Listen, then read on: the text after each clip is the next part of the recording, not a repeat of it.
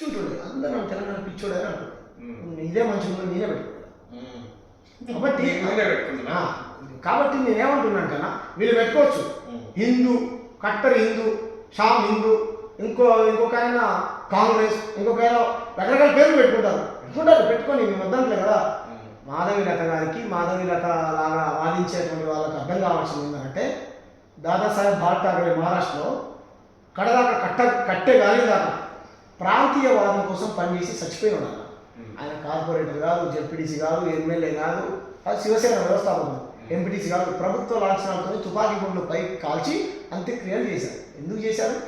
ఎవరు ముఖ్యమంత్రి ఉన్నా బాల్ ఠాక్రే ఏమంటారు ఆయన కనసంలోనే ఇక్కడ ఉన్న వాళ్ళందరూ పనిచేయాలి. అంత పవర్ఫుల్ నాయకుడు, ప్రాంతీయవాదం అంత బలపరుచున్నాడు. మీరు అట్లా అంటలేదు, మేము అట్లా చేయలేదు కదా. మేము అట్లా చేస్తున్నాం. మీరు చూడండి, మహారాష్ట్రకు గుజరాత్కు జరిగినటువంటి ఇది చూడండి. మేము అలా అంటలేదు కదమ్మా. మేమంటున్నాం మా ప్రాంతం 100% మా ప్రాంతీయవాదాన్ని బలపరుస్తుంది. మా దగ్గర ఉండాలనుకుంటే మా కల్చర్ని గౌరవించండి. మా వాళ్ళకి ఇదే మా వాదన అంతే తప్ప వాళ్ళ మీద మాకు ఎటువంటి వ్యక్తిగతమైన కోపం లేదు. వాళ్ళు హిందువులు కదా అన్న, నాకు అర్థం కాదు.